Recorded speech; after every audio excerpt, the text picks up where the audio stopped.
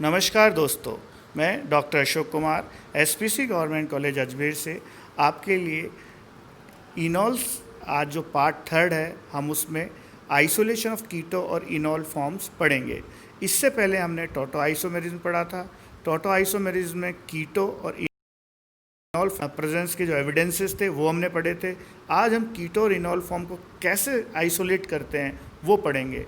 पहला है by fractional distillation. K Meyers ने प्योर इनॉल फॉर्म डिस्टिलेशन किया ordinary acetoacetic acid equilibrium mixture in quartz apparatus. Quartz का इन्होंने एपरेटस लिया और उस क्वार्ट्ज एपरेटस से उन्होंने उसको डिस्टिल्ड आउट किया। कैसे किया ज़रा ये पढ़ते हैं हम इस तरह से। देखिए इसमें है कि भाई क्वार्ट्ज का ही क्यों लिया, ग्लास एपरेटस क्यों नहीं लिया। ग्लास एपरेटस इसलिए नहीं क्योंकि ये ग्लास बेसिक होता है और कीटो इनॉल इक्विलिब्रियम को अफेक्ट कर सकता है। इनॉल फॉर्म को हमने डिस्टिल किया फर्स्ट पहले लोअर टेम्परेचर पे। टेम्परेचर क्या लिया हमने 33 डिग्री और 2.0 mmHg ये प्रेशर है हमारा। इस पे हमने इसको डिस्टिल किया।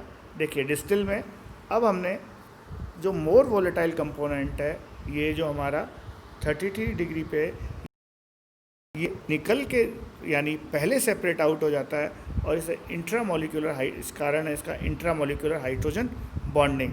तो इंट्रामोलिकुलर हाइड्रोजन बॉन्डिंग के कारण हमारा इनॉल फॉर्म पहले प्राप्त होगा और उसके बाद हम जो बचेगा वो कीटो फॉर्म होगा। जो क्वार्ट्ज फ्लास्क के अंदर बचेगा वो हमारा होगा कीटो, जो कि high temperature 40 to 43 degree, pressure इसका 2.0 mmHg होगा। तो इस तरह से हमने देखा कि डिस्टिलेशन से हम कीटो और इनॉल को सेपरेट कर सकते हैं फ्रैक्शनल डिस्टिलेशन से। दोबारा देख लेते हैं। फ्रैक्शनल डिस्टिलेशन मेयर ने दिया, इनॉल फॉर्म को डिस्टिलेट किया ऑर्डिनरी एसिटोएस्टिक एस्टर इक्विलिब्रियम मिक्सचर। इसके लिए उन्होंने क्वार्ट्ज एपरेटस लिया। ग्लास एपरेटस इसलिए नहीं लेते हैं क्योंकि ये बेसिक होता है कीटो इनॉल इक्विलिब्रियम को टेम्परेचर पे इनॉल को 30 डिग्री पे। और क्यों पहले हुआ इसका रीज़न है ये ज़्यादा वोलेटाइल होता है इंट्रामोलिकुलर हाइड्रोजन बॉन्डिंग के कारण। दूसरा, keto form is left in the quartz flask and distilled at a higher temperature that is 40 to 41 degree at 2.0 mmHg। ये इसका प्रेशर है।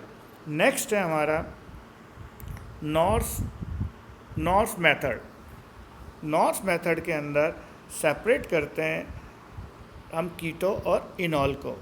ये बेस्ड है ऑन क्रिस्टलाइजेशन, ये क्रिस्टलाइजेशन पे बेस्ड है, वो हमारा डिस्टिलेशन पे था पहले।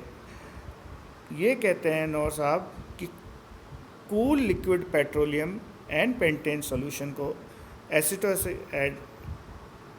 एसिटोएस्टिक एस्टर को -78 डिग्री पर ले जाते हैं, यानी इसे कूल कर रहे हैं हम, सॉलिड कार्बन डाइऑक्साइड और एसीटोन मिक्सचर।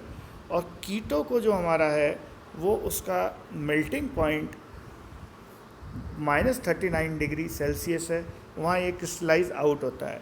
और क्रिस्टलाइज आउट होने पर ये ना तो सोडियम के साथ, ना ब्रोमीन वाटर के साथ, ना FeCl के साथ कोई रिएक्शंस नहीं देता। इसका मतलब ये प्रूव करता है कि ये कीटो फॉर्म है। This is the keto form.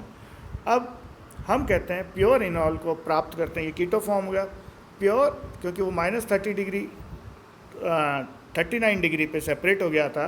Pure enol form was obtained by cooling the solution salt of acetoacetic in light petroleum -78 degree solid carbon dioxide, then decompose it with the calculate amount of dry HCl। Dry HCl के साथ इसे decompose करेंगे। NaCl was filtered off, जिसके अंदर salt है, and filtered solvent was evaporated -78 degree to leave a glassy solid। और ये glassy solid क्या होगा, ये डीकलराइज ब्रोमीन वाटर का करेगा, रिएक्ट करेगा FeCl3। तो ये प्रूव करता है कि ये इनॉल फॉर्म है। हमने इसके रिएक्शंस के एविडेंसेस पहले पढ़े थे। अब देखिए कीटो इनॉल रेशो। अब हमें कीटो और इनॉल का रेशो देखते हैं। तो इस रेशो के अंदर हमने ये देखा कि जो केमिकल मेथड है कीटो इनॉल रेशो के अंदर हम इसका केमिकल मेथड देखेंगे, और ये कोड्स और मेयर्स टाइट्रेशन मेथड है। ये निकालता है परसेंटेज ऑफ कीटो और enol content in equilibrium mixture of acetoacetic acid. ये कीटो है आपका और ये इक्विलिब्रियम मिक्सचर में आपका इनॉल है। तो इस इनॉल का जो परसेंटेज है कीटो और इनॉल का, हमने शुरू में कहा कि कीटो 92.5% होता है, इनॉल 7.5%। तो ये परसेंटेज इक्विलिब्रियम मिक्सचर पे हम निकालेंगे कुड्स और मेयर्स टाइट्रेशन के द्वारा। देखिए, was determined Coutts and titration on the basis of fact that enol absorb bromine rapidly where keto does not। ये इसका बेस है कि इनॉल ब्रोमीन एब्जॉर्ब करेगा, कीटो नहीं करता।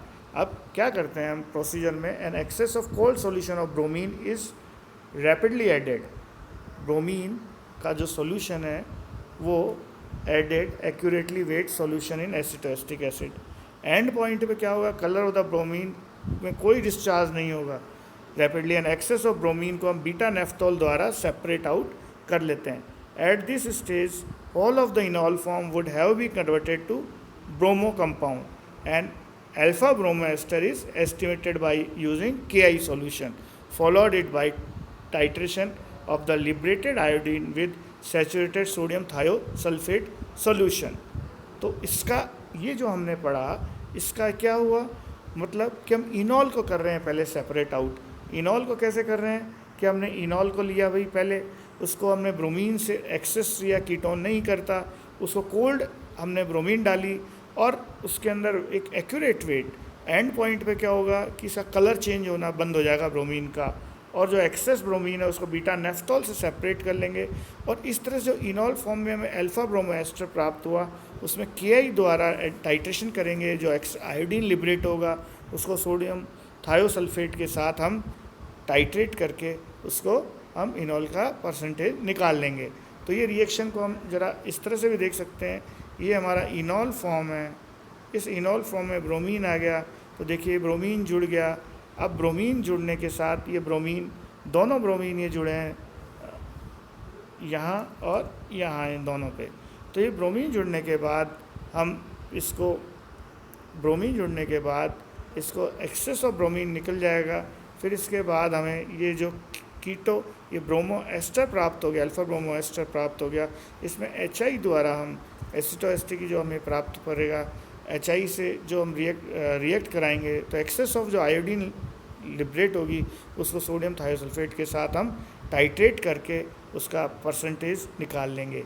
यही मेयर ने कहा कि कमर्शियली जो एस्टोएस्टिक एस्टर है उसमें 7.5% इनॉल होता है, बाकी 92.5% कीटो होता है। इसी के साथ कीटो इनॉल में हम ये टॉटोमेरिज्म और उसके एविडेंसेस और उनको कैसे सेपरेट करना है इनॉल और कीटो में, ये पढ़ा। नेक्स्ट में हम एसिटोएस्टिक एसिड की प्रिपरेशंस और उनकी केमिकल रिएक्शंस पढ़ेंगे। थैंक यू, धन्यवाद।